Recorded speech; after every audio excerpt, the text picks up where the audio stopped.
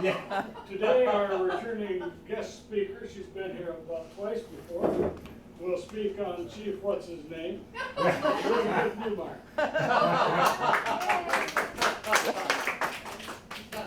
Thank you. I don't know if any of you know this, but there is an article in Scene magazine this month. I brought extras in case you didn't pick one up. But having been a teacher 40 years, I'm not dumb enough to hand it out to you now. Because you'll sit and read it instead of paying attention. Right, those of you that are teachers, you know that. You don't give them stuff ahead of time. That's right. Look at it. That's right. So yes, I'm going to talk about the Indian chief. I do want to mention. Pardon? You're going to turn on your microphone? It should be on. That's for AccessVision. Oh, AccessVision, dear. It's on. Oh, not for the room, it's for the TV. No, I hope I'll yell loud enough, Bruce. I know, I understand. I have, bionic. I have spousal selective. Bionic. I noticed my father had that problem too. It's a male thing. Selective hearing, yeah. No, my husband has it too. The first thing I wanted to say to you before I just start talking about the history is that you should recognize that those kind of statues are not that. A lot of native people do not like them because they're kind of like that. You know that jockey guy? Generally African American. He's either holding a light or he's got a ring. I mean, it's very stereotyped, and so many of them don't. I've never really heard any. I've worked with the native people here a lot. I've never heard them bring that up, but you should understand that it's probably not something that they are endeared to. Now, the stereotype that it represents is called the noble savage, if any of you remember that from, say, reading The Last of the Mohicans. That's the noble savage stereotype. Now, you might say, well, yeah, but that's a nice stereotype, but it's still a stereotype. It's like Fu Manchu and Charlie Chan. You got Fu Manchu, who's the villain Chinese, then you got Charlie Chan, who's the all-wise Chinese, but they're still both black and white, types of stereotypes. And when Kurt and I were out there doing the photo, I forgot myself because I'm pointing to the Indian. Generally, that's bad manners. Bill VanderGrift, if any of you know him, he's an elder of the Saginaw Chippewa, I believe. And one time when I was in my final year at KCC, I wanted to do something really spectacular. So I had this class called People of the Three Fires, and I got enough money to hire elders to talk. I wanted the students to learn the way they would have if they were native and from elders. I was very disappointed that there were only like 15 kids. I thought, I'd have the class full, but it was still great. But anyway, I remember Bill VanderGrift saying that you can't make generalizations about all Indian tribes, but in general, they don't point. And he said at a powwow, you'll see a lot of them going like this.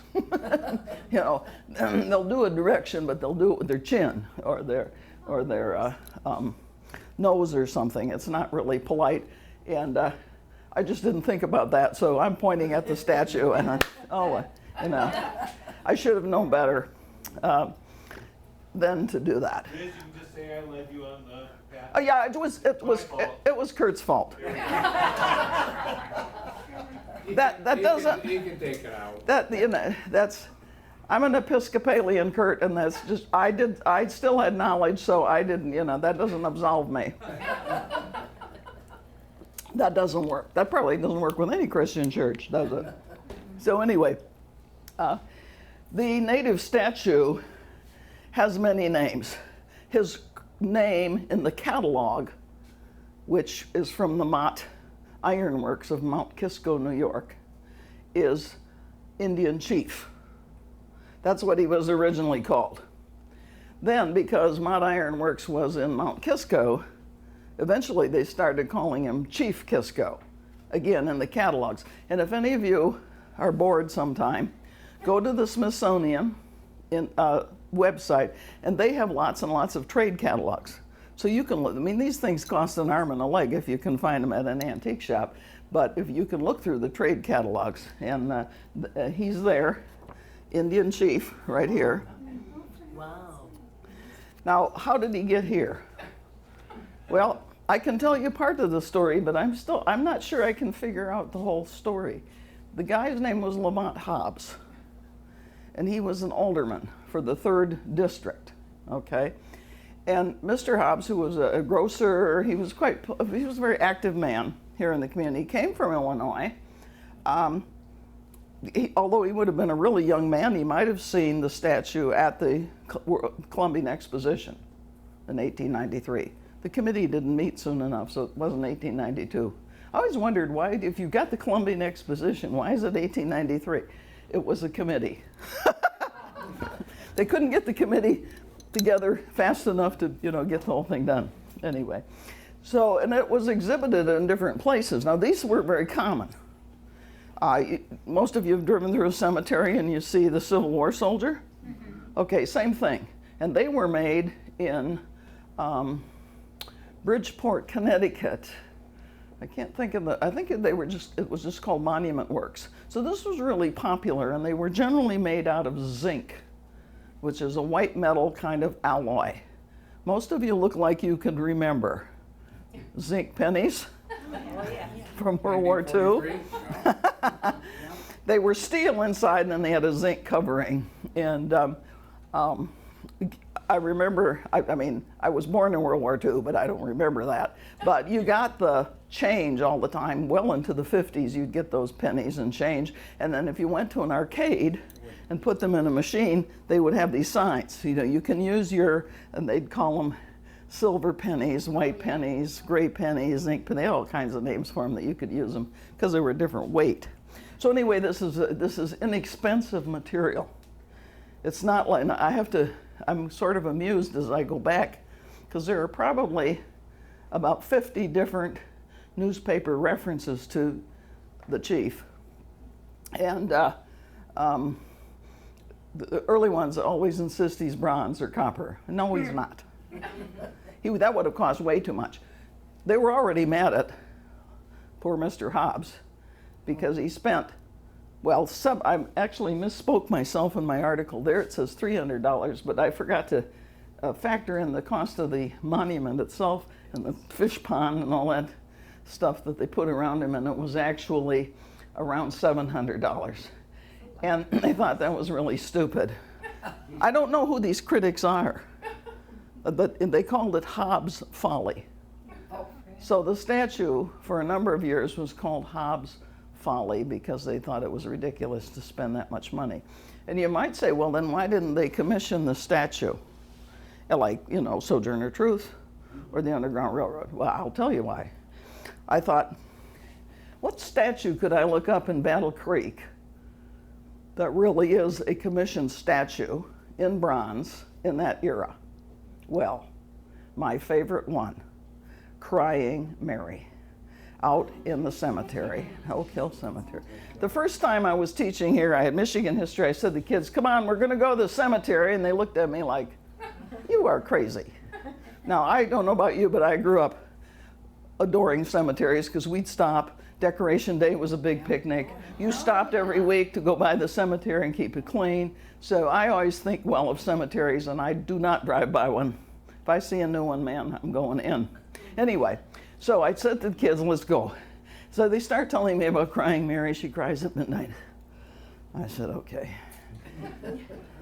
When we get there, you show me the statue. So we get there, they show me Crying Mary. I said, you guys, this is not Mary. This is a Roman matron. This isn't even close to Mary. And then I walked up and banged on it.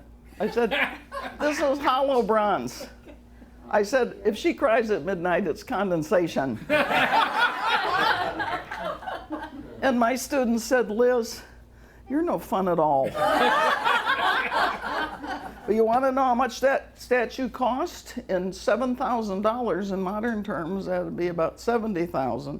So that was, you can see the relative difference. I mean, they'd have really been mad at Hobbes. How big is it compared to the India? Oh, it's much smaller. Yeah, it's much, much smaller. So every year I have to argue with somebody about this stupid crying at midnight. Actually, I was wrong about the condensation. It's actually the way that the copper or the bronze tarnishes and oxidizes. Yeah. So, and I don't know who started that story because I cannot find that in the early days at all. It starts around the 1940s. Was it you, Bruce? No, Dick Rowe's dad. Dick Rowe's dad? That's what I heard for 100 years. Really? Well, I had the son, Rowe. Yeah. Yeah. And he He was the started. manager of the cemetery. Yes, I know he was, but why would he start the story? Well, it What else started- you gonna call it? I don't know who started it, but I can tell you all the kids that got dragged in there one at a time. I to see know it. it. Oh, yeah, it started up there, but somebody's kid heard It's just a it, rumor. and it just went through all the well, elementary Okay, schools the up there. closest thing it is certainly not to the Virgin Mary. I don't know who started that one. It's the closest to a Greek muse called Thalia, Thalia. If you look at pictures of her statues from that time, or actually from the Romans, it's a Roman copy, you can see the resemblance in the I have a whole article on this in Scene magazine already. So anyway, you could see that would be a lot of money. Now, why Hobbes? He was the alderman and he was in charge of parks. So I guess he thought this would beautify the park. I don't know. And it was very common for people to purchase these things for communities. There's the same statue as up in Ishpeming, Michigan. The same exact statue. There they call him Old Ish. Old Ish. There are about this fellow from the Mount Kisco Historical Society decided to see if he could collect them all. So he started researching. There are at least 20 or 21 of them. The most, talking about a stereotype, the most preposterous one, I think, is in honor of Sequoia. This is really dumb because we know what Sequoia looks like. Why would you get this statue? We know exactly what Sequoia looked like. And the one that's really out there, although they claim it was a mistake, is in Peru. It's in honor of some Inca chief. Now, come on. I seriously doubt if an Inca chief had this kind of regalia on. Now, people always ask me if this is accurate. I seriously doubt it. It's the best I can say for it is that at least it's generally representational of the kind of regalia that would be east of the Mississippi. In other words, it's not in, the Buffalo Bill Wild West, full bonnet, all that kind of stuff.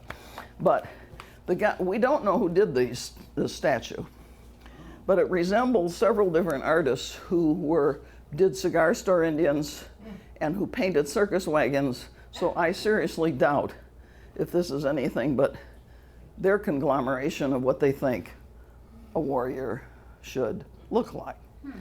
Well, for many years, poor Chief Kisco, or Old Sandy. Now, all of you, I don't know, I don't want to bore some of you, but I don't want to, let it go. My favorite one is I'm talking one day in class, my students, and I said, talking about Abraham and the migration of the Fertile Crescent, and I said, Abraham, Isaac, and Jacob. And one of my students said, who are those dudes? And so I thought, oh, okay. I went to a church school. So, who are those dudes? I wasn't prepared for that comment. So I don't take anything for granted anymore. So the dude in this case is Sans McKinley, whom we consider the founder of Battle Creek, the village of Battle Creek, Sans McKinley. And Sans McKinley was very friendly to Native people. In contrast to Warren Shepherd, who would get aggravated. I'll give you an example of the difference in a minute. But Sans McKinley hired them if they wanted to help build a mill race. He hired them. He would make a point out of inviting the local Potawatomi to any kind of gathering, feast, whatever. He was out of his way to be friendly. Warren Shepherd, on the other hand, would get ticked off all the time because it would come up what's now Riverside. They used to be called Coldwater Road, but originally that was an Indian trail. They would come up, they would arc around the mill pond, which of course wasn't there yet, but but when Sans McKinley built it, and then they would set up their camp there. Well, at this point, they're on Warren Shepherd's land. He did not like that at all. Now, he didn't literally go chase them off, but he wasn't friendly. And Warren Shepherd also taught school. And so where the one-room schoolhouse sign is now across from the foundation, one day a number of natives came in and just sat down. Well, I'm just going to observe. Well, he didn't like that at all, and got a couple of his young male students to get them to go outside to trade stuff, you know, jackknives, whatever, you know, just get them out of here. Instead of, what, you know, here's history in the making, what is your problem? But that isn't the way they taught in those days. You know, Henry David Thoreau was a forward thinker, and that if you wanted to learn about plants, why don't you go out in the woods and look at plants? But he thought it was a nut. He and his brother were both thought it was very screwy, running their academy that way. So anyway, that's what Hobbes was trying to do. He was this statue was supposed to be emblematic of the friendship between Sans McKinley and the natives that were around here, the Potawatomi, who were, have you ever thought about this? One day I was thinking, why do they always call the white guys the settlers?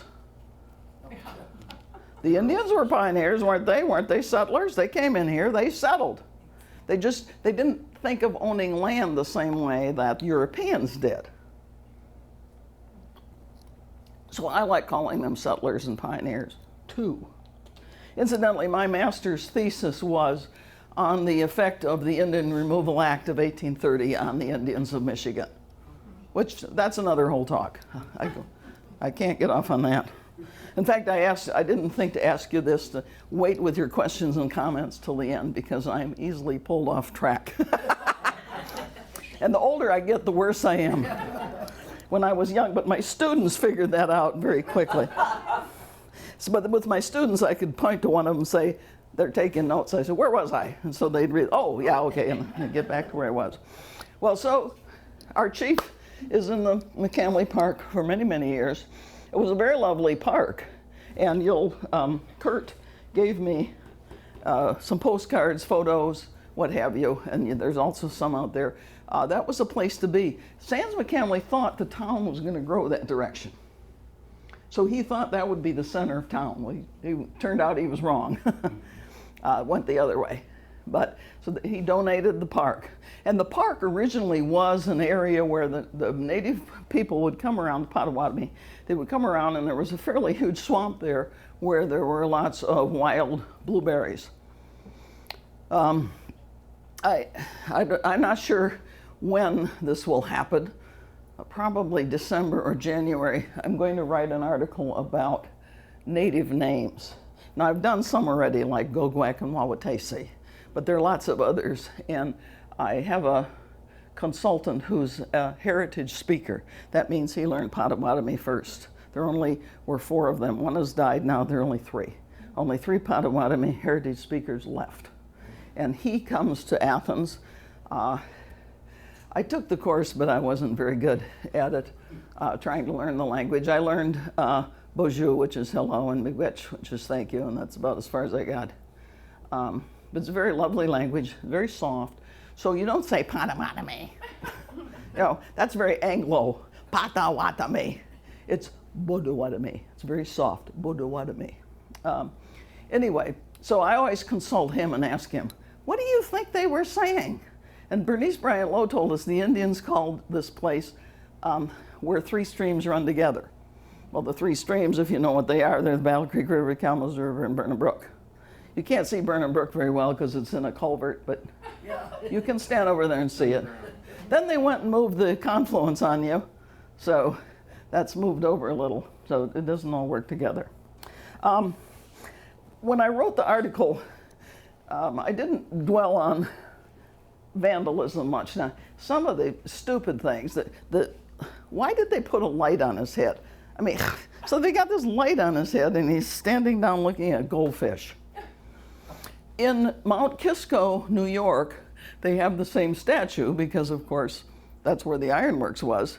And they actually, I think they still do this, they have the chief silhouette is on all their fire engines and police cars, and it's their municipal symbol.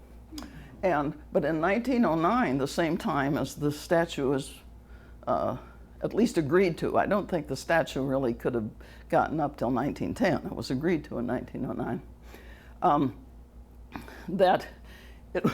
And it made it, remember, some of you remember Ripley's Believe It or Not? It was always in the paper. Okay, the Mount Kisco Indian made it into Ripley's Believe It or Not because it says the best drink for man and beast on the thing. And it was a temperance message. It was a temperance message on the part of the village that you need to drink water. I mean, I don't know if Chief Kisco meant to, that he wanted to be meant for that reason, but hey. Now all of you know, no, maybe you all don't, that's why you're here. In 1965, they moved the statue. Most of you know that's over in Irving Park, right? They moved it to Irving Park because they built I-94, but then they built I-194, which, as Bruce just said, is the penetrator. Names bug me. Where did this go? Why did I come here and say, well, take the penetrator? The penetrator? Okay, the proper name is I-194. So, well, now it's Martin Luther King. No, that's Sojourner Truth. Sojourner Truth. So I thought, where did they get this name from? So I'm all set to blame the paper. I mean, some reporter, I'm sure. No, I was wrong. You know what it was in? It was in the engineering document for building the thing.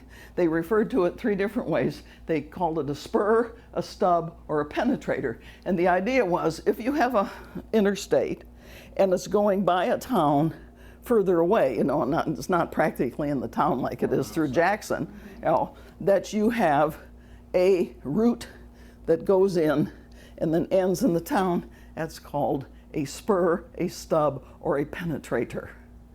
Now, nobody's going to call it a stub. That sounds like a cigar. Nobody's going to call it a spur. That's a railroad. In my brain, it's a railroad. So penetrator caught on. So it wasn't the paper's fault. I'm all set to blame them. It wasn't their fault. Penetrator just caught on. But hardly anybody knows it's really called I-194. And when you see the 1, it's not 294, it's 194, right? So when it's an odd number, it means it's going to end in the town. If it's an even number, it means it'll bypass. Okay, as opposed to a business loop, which is another thing. I didn't know this, I learned this from truckers. I didn't know that. I learn all sorts of strange things as I'm doing this. So anyway, Monument Square has a Soldier and Sailors Monument, which was put up by a guy named Frank Kellogg, no relation to the famous Kellogg's. In fact, he was a scam artist for the most part. But he's got a nice big statue up at Oak Hill. Yes, he does. When I first came here, I drove in because I was heading to Sojourner Truth statue. That's the first thing I want to see. I'm going to Battle Creek. So this is the burial place, the last home of Sojourner Truth. So, I'm here. I'm a Greenhorn history teacher. I'm driving in, and there's this huge thing, this obelisk. Monument to Frank Kellogg. Well, I didn't know who he was. I thought, man, is that one of the Kellogg brothers or what? And I found out later, and it's the house that's next to the Kimball house. Yeah. That was he was a scam artist. He sold pills that claimed to help you diet. He was called Anti-Fat Kellogg. And Dr. Kellogg was absolutely infuriated because people confused him with, and and originally he was actually selling thyroid substance, and then they caught him, and then he just sold compressed cardboard. But anyway, but still, He made money. Yes, and he still was a driving force behind the Soldier and Sailors Monument, and he was in the Civil War. I don't remember what his position was at the moment, but I'm sure he wasn't selling pills. Well, maybe he was. I don't know. And so he was the one who got that particular monument together. And but now that you have the penetrator coming off onto Division, you can't have this 5-way roundabout or whatever you want to call it. Didn't call them roundabouts at that time. That was the main gathering place for the town. If there was any kind of parade, anything like that, that was the gathering place. We have wonderful photos, you know, of the thing. I remember the Fieldstone Monument. The what? The Fieldstone Monument. Oh, yeah, yeah. They still love that in the park too over there, right? Yeah, yeah. Well, there's a number of them over there. Yeah, but I remember one was seemed to be right the 5-way there. Originally, they moved it from there. Oh, okay. I'm not as familiar with that. Oh. And in fact, I thought, you know, why did they move the chief? If the chief represented a warrior, okay, I don't know. I went to powwows a lot. And I discovered a lot of my young men did who came back from Vietnam, and I asked them, I said, well, why are you going to these powwows? They said, because they honor us. If you've gone to a powwow, and you're welcome to go to the powwow, that way I'm pointing the wrong way, to Athens. It's called the longest day powwow. It's always closest to the first day of summer. I love powwows. They are so, when they come in, I mean, it's to me, very spiritual coming in their regalia. And the veterans come first. There's always a color guard. The first powwow I ever witnessed, I thought, wow. One of my students invited me, and it was a very small powwow called the Joseph Pamp Powwow down by Burlington. I don't think they do it anymore, but I loved it because it wasn't big and crowded, and you could get around and talk to everybody.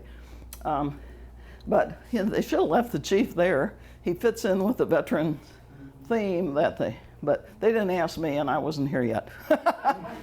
I didn't come here till 1968, and then I started teaching at KCC.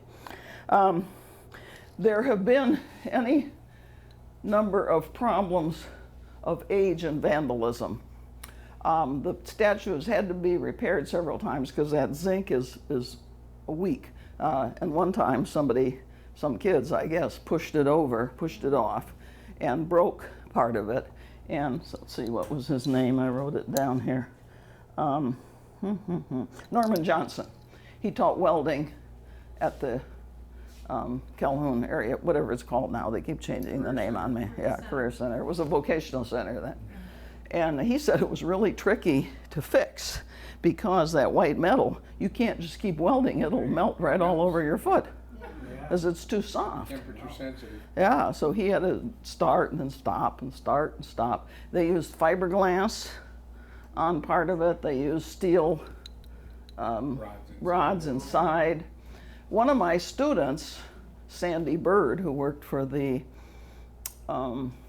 parks in the summer, repainted him. He's been repainted several times. I think they ought to leave him the way that he was, which was not painted. It was just kind of a solid color, which I think is probably why people thought it was copper or bronze, you know, originally.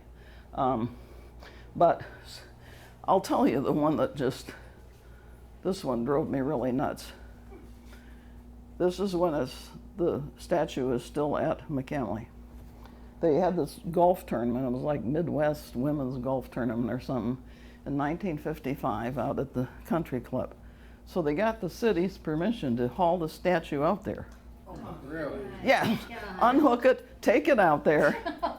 But I mean, that isn't the worst thing. I mean, well, okay. But I mean, they had this whole like powwow theme and you know, it just simply was not fitting.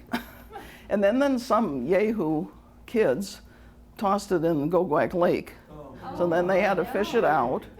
I didn't dwell on this in the story because you know. Plant seeds. Yes. Well. But so any number of times that has happened to the statue. Now Chief Kisco and his brothers, as I told you this. Now the Historical Society has copies of this. Thanks to Kurt's mother, one of the historians par excellence. She ordered it.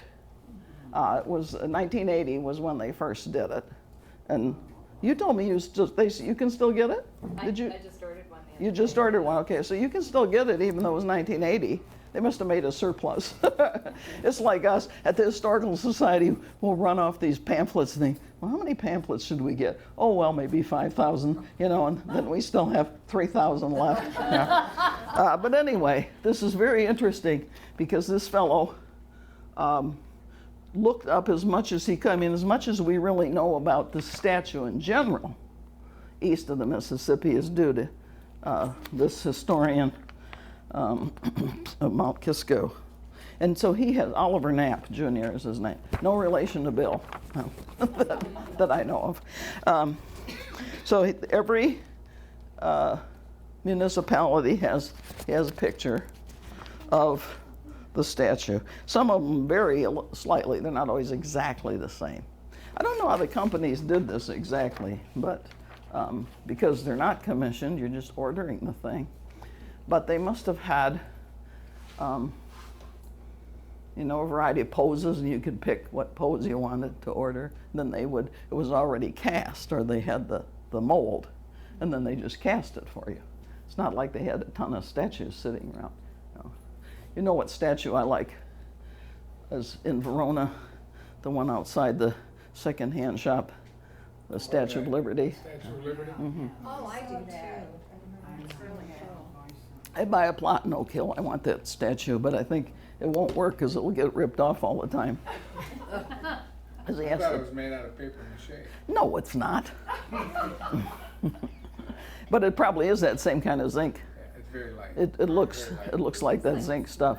I see him moving Yeah. it in and out every day. Yeah, I see. I know. I You watch. don't leave it out overnight. No. I watch him. He takes it in and out because, you know, I thought maybe I could just borrow it sometime. Is the totem pole still out there at Pam's house on the curve in Verona? No, No. Where did that end up? Down to the, I don't know. Well, do you know which totem pole you're talking about? whatever the wood one was that was right there in front of their home. Well, the only one I know about is one that was carved by George McKay, Sr. And he, they took a telephone pole. It's out at the Sherman Lake Boy Scout camp. And it's inside now. It used to be outside. That's the only totem pole I know There of. used to be one on the curve in Verona. Oh, I do know what you mean. Didn't some relation of Pam, it was the Pam home, but which Pam, I have no idea. Well, Phineas Pamp was the chief, but he wouldn't, it might have been a relative. Pamp is a really common surname for those of you that, Pamp, Mandoka, McAtee, those are fairly common surnames of the Nottawasapi Huron band of the Potawatomi. I did not know that. And it was set there for years. Okay, now you're, I'm sorry, I got you off track. see? No. Now that sets on another one. Where did it go? No, see that's what I was going to say. Now you're going to have to make me research something. Good! My students used to say to me, "How do you know all this stuff?" I said, "Because you keep asking me questions, and I can't stand not knowing the answer." And this is before Google. Now it's fairly easy to answer some off-the-wall question. Like even in Battle Creek, newspapers.com. We have to subscribe to that, but you can, if you got a Willard library card, you can do it through Willard. Willard's a little better in the sense that they have more newspapers digitized. Newspapers.com is only the Enquirer and the Moon. Okay, whereas Willard Library, they have everything that ever existed, which goes back to about 1853. There's not really very many in that time period. But I never did figure out why Lamont Hobbs, what was his, I mean, to me, I always think, did he just want an Indian chief to beautify the park? I cannot find any connection where he's related. J. Klein Hobbs? Pardon? Was he J. Klein Hobbs' I- grandfather? I have no idea. I wondered about that. Jay was a character. Yes, he was. Jay was quite the character. He definitely was. Very well could have been related. And Jay's dad was an electrician. Okay. Yeah, Hobbs Electrical. Sometimes to answer a question like that, I look at obituaries. Because sometimes I can track Yeah, something. With the Yeah, family yeah. lineage. Preceded by her. By the way, folks, this is an ad. It's not that I get paid for it, but I want you to come. Next spring, probably, I'm going to run a class on how to do these kinds of research things, because I'm getting older, hey, you know? I want some new people. I want some young ones. Huh? Will it be here? No, it'll be at KCC. It'll be in the lifelong learning Oh, that would be program, most likely. Now, I don't know if you read my article last time in Scene. One of my students told Enbridge that I would know everything about Electric Lake. I never heard of Electric Lake in my life. I said, It was out there off- Matt, I thank you for having faith in me. I'll find out, and I did. It didn't take me that long. I called Jim Hazel. And those are, Jim, you know, these are all, I would call veteran historians. Unfortunately, we don't have them anymore. You know, Kurt's brother, Francis, I would call Francis Isaac. I would call Wendell Gates. I would call Jim Hazel. And they would, I mean, their answers were always astounding. I always learned more than I asked, which was wonderful. But so, Electric Lake, I was explaining how I did it. So if you haven't, and that was the previous one. If you want to forecast, the next two are on Earl Brucci Sr., who was in the Polar Bear Regiment at Archangel, Russia in World War I. Some people have heard about the polar bears, but generally I never have had a Battle Creek boy. I wanted to send us in honor of veterans. It's October and November issue. That's my article. And the next issue, again in honor of veterans, is a fort on Gogek Lake. Somebody asked me, was there a fort on Gogek Lake? I said, no. A fort? Well, I discovered what it was. It was a National Guard camp. This is before they had Camp Grayling. They would bid out to different cities. So Foster and Willard gave up their farms for 2 weeks for them to camp out. Yeah, yeah. But I found that by sheer accident. I didn't find that by any logical means whatsoever. I just found it because I was looking for something else. That, oh, there it is. You know. Anyway, what else? Well, now I'm worried about the chief, but I looked at the diagram because I was worried about the oldest tree in Battle Creek, which dates from the 1500s, folks, Black Oak. Right there. Right there. Right there it is. And the chief, and I thought, this I'm no fan of roundabouts, believe me. I don't like them. But when I was looking at the diagram, it actually looks like it might make sense. I'm saying that in quotes. I don't think it'll endanger the tree or the chief, so the statue. But I don't, you know, in the long run, maybe what started me on this thing was the city seal. You know that story, don't you? Where the city seal, they got this, you know, surveyor guy aiming a musket like a bat at the Indian, which actually did happen, unfortunately. But why would you put that on the city seal? But they did. So They had to have something to go with battle, because there was no battle with Milton. Yes, Milton. Yes. Oh, don't start me on Milton. That one puzzles me. I know why it's called Milton here. But there's 2 Milton, New Yorks, which I think they brought it from New York. You know, there's all these. Oh, really? Yeah. And there's one in Saratoga County, which is where the Merritts come from. They may have brought the name with them. I don't know. Yeah, when I came down here, I thought, what are all these Greeks doing down here? You got Leonidas, you got Homer, you got Athens. Are there a bunch of Greeks around here? No. It was because of the Greek Revolution from 1821 to 1829. And we didn't get into it, but we sided with the Greeks against the Turks. And they achieved their independence, led by generals. Anybody know? This is a trivia question. Ypsilanti. Oh, get out of Yes. Is that a Greek word? Yes. Whoa, I thought that was Indian. No, Ypsilanti is Greek. And so I thought, what the heck? You know, so actually, because 90% of the European settlers from New York came from New York, they brought New York names with them. That's how they got here. So it's not like we have tons of Greeks living around here. I mean, there are, but that's not the reason.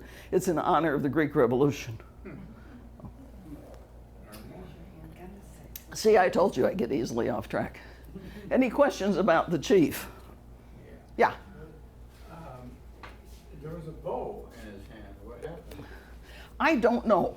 I can't, there was a bow and an arrow. Yeah. In some of the stories it says a spear, but most of the time in here, it's a bow and an arrow.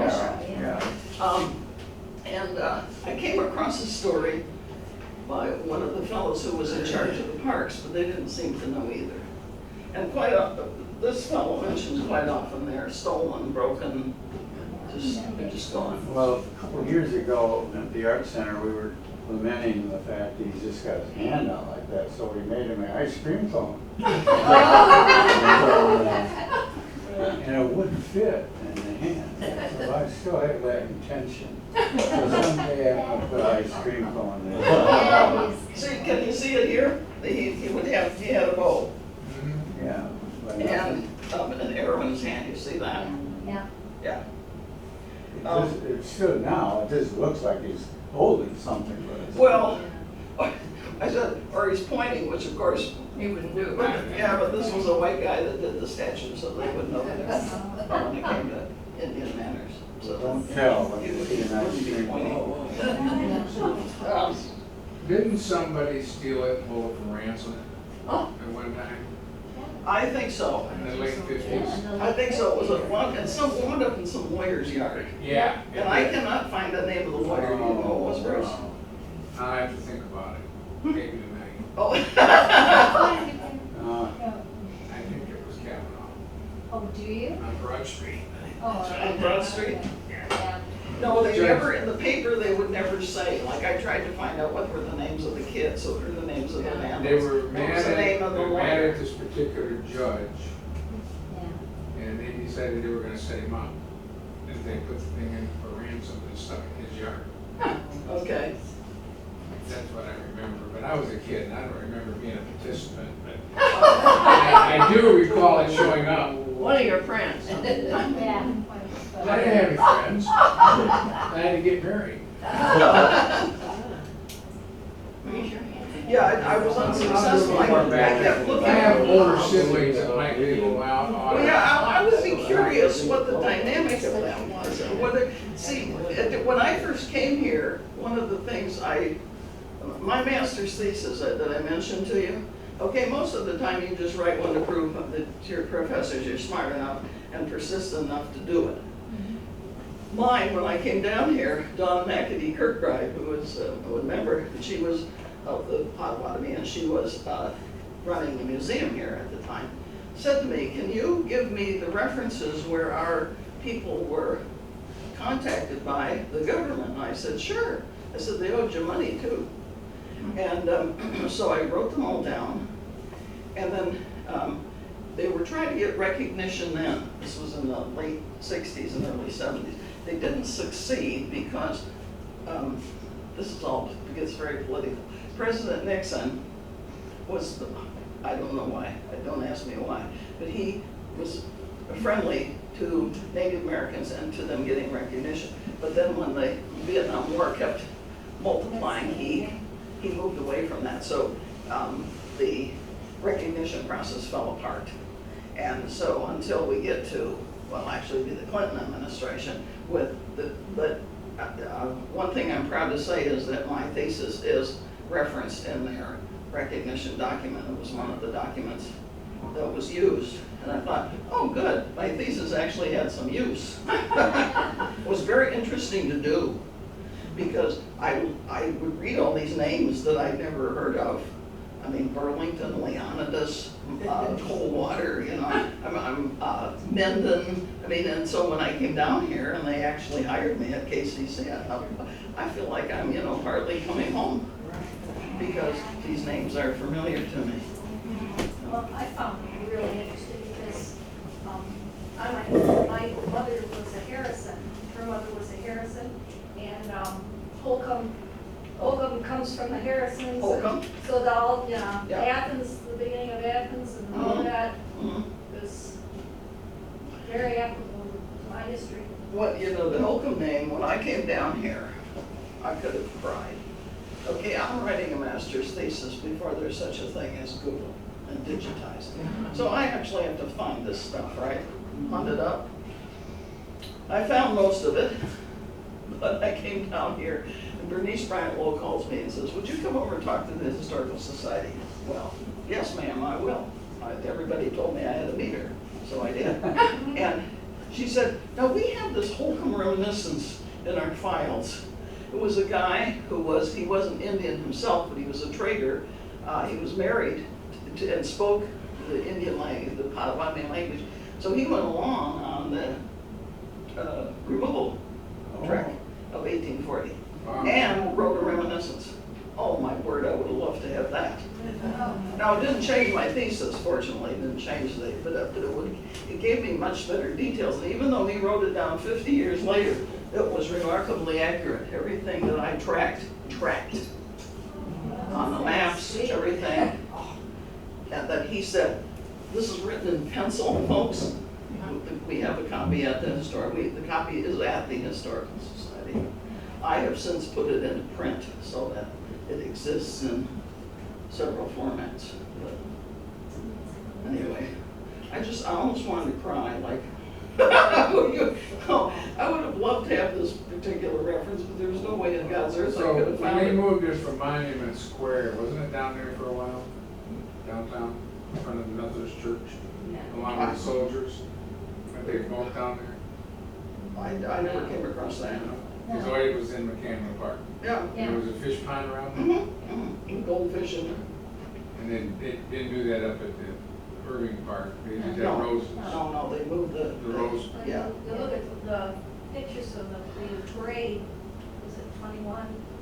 The parade where they still had all the tracks running down the street, that creek, and there's, I've seen pictures with that statue in the background, people standing there, and You mean the the soldier?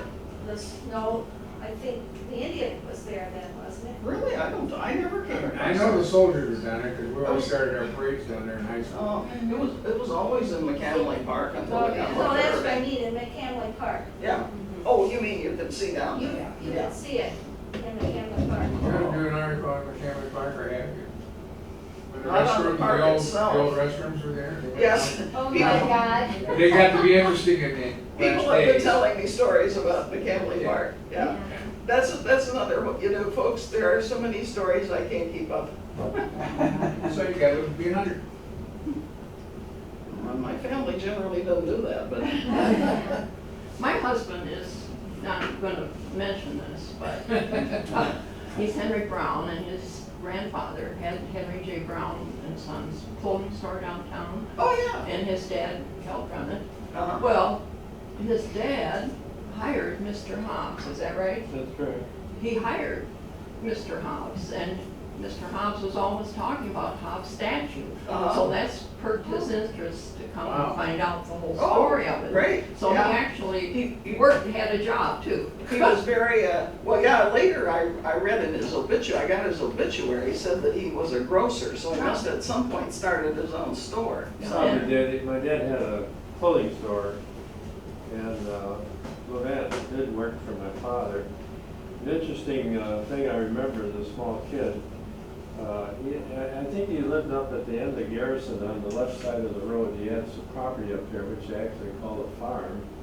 Well, they were then. Goats and chickens and things, but the thing that I remember is that driving downtown to work, he had this big old dump truck. And that was his means of transportation. Actually, it wasn't that once, but everybody usually drove cars to work, but he had this big old dump truck. The obituary frustrated me because I kept trying to find out more about him as a person, but I was not very successful in finding much about Hobbes himself. I just kept wondering about the connection. Yeah, Jill?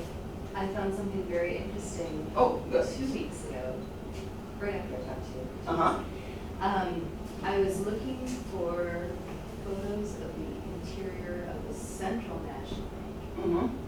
and I found a picture of the lobby with our statue in the background. Interesting. Yeah. I wonder if they, it would be business like the golf thing, that they moved it for some reason for an event? Yeah, I don't know. So I'll see if I can find it. Yeah, I would, Get more please, I would like that. I didn't come Was the across Central that. Bank the one in Wolverine Tower or The Wolverine. Yeah, or McKay. Yeah, Wolverine Tower. It might have been, see, George McKay Senior was the president, and he's the one that did the totem pole. I wonder if he, No, huh? Not a Central he Bank. was a. He was security. Oh, security, Security, yeah. yeah. Wrong bank, yeah. Okay, I like to see that article though. I did not come across that one. Yeah, it's just a photograph, I don't think it's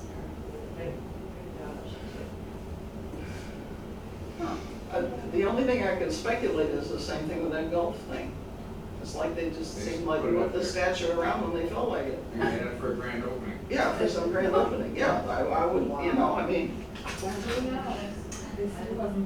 But it didn't have the. Chief puts his money here in the No. mountain safe.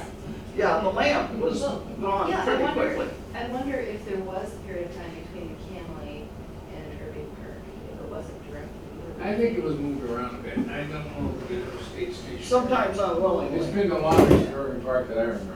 yeah. Yeah, to most of us, it was in Irving Park, but I still run across it. People remember it in McKay and McKinley, because that was only 1965. Only. I know the young kids, that seems ancient history. Only 1965. Graduated. Probably one of them. Yes. You mentioned that little tree, that oak tree, is that the one what's that little plaque say on there? I've never It says stopped to something see about it. the Garden Club of Battle Creek. Estimates this tree as something from 1574. I can't remember the exact phrasing. Yeah, they said they'd done a survey of all the trees in the area. That's the oldest tree? Yeah, that's the oldest tree. It's a black oak. Wow. So, It's huge. I generally am not inclined to lay my body down in front of buildings, but I think I'd lay it down in front of that tree. I don't want that tree threatened. There's red oak, white oak, black oak, Bur oak. and bur oak. Lots of bur oak around here because you had what were called oak openings. And the native people tended to settle in those areas because they were generally clear. Now, they're already clear.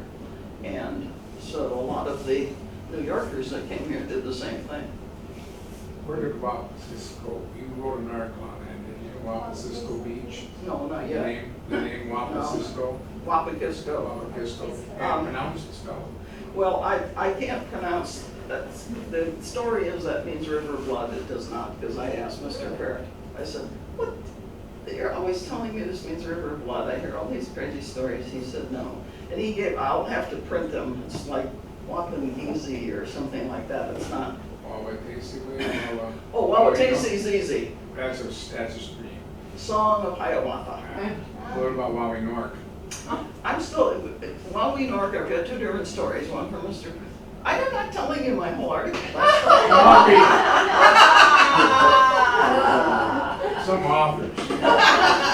Well, you're asking me my whole article in advance. Wawi Nork probably has something to do with dunes that were there. It has an implication of being round.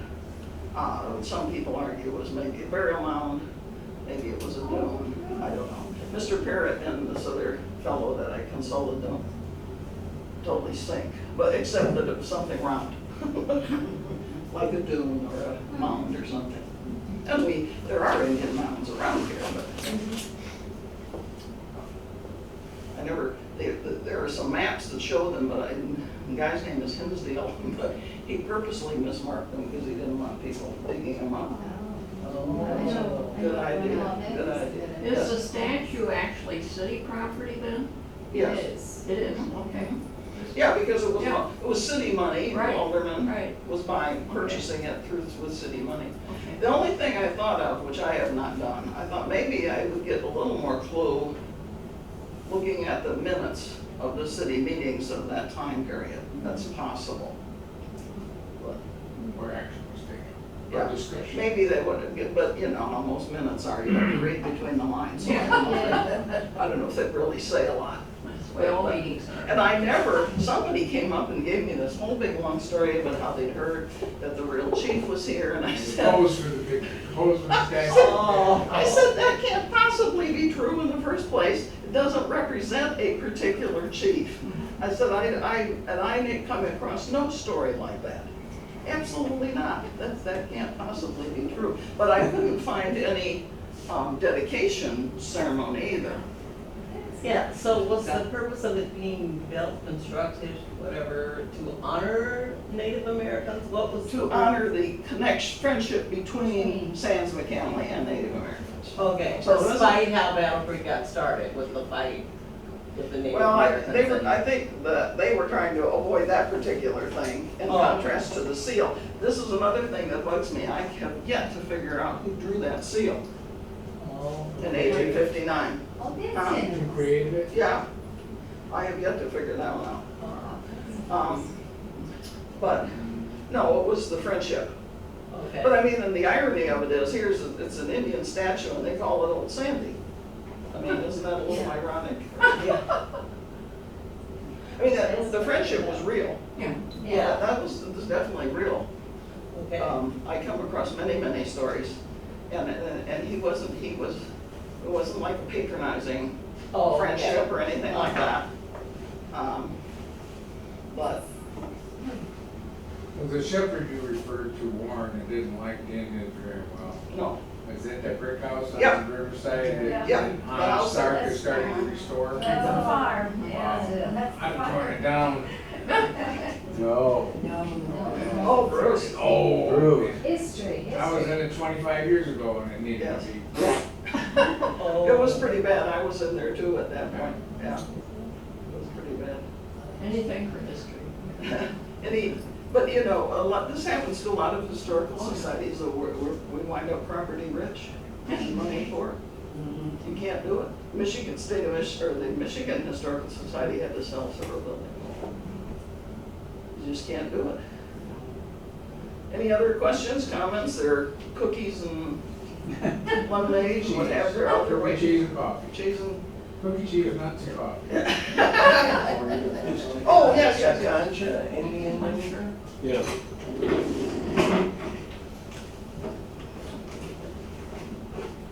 Who needs a seed magazine? You got one, Mom? We'll get ours at this pancake house one morning. Yeah, we'll take that tomorrow. I just read, I'll I get just, mine at pancake house. You have a scene magazine with us? Got one? I just read, David McCullough's book, Pioneers. Pardon, this is the most recent one. Yeah. First seven. It is. Too conscious of Indian. Yes, that he was a real chief. There was a real chief to Talks about the old trees and everything. Yes, this gentleman just asked It was all forest. me about Takancha. There was a real chief Takancha. That is Pioneers, but made up name, right? There was a real chief Takancha. the pioneers. In the story time. But David McCullough, you know, he's, What? big This? sword. Oh, that's the pamphlet. Yeah, you can see it. Right. Give it back. We do have copies of this, and you can still order this. For a nominal fee, we'll let you have a copy, right? It may still be copyrighted. I think Mount Kisco Historical Society would have checked it. Copied and sold it.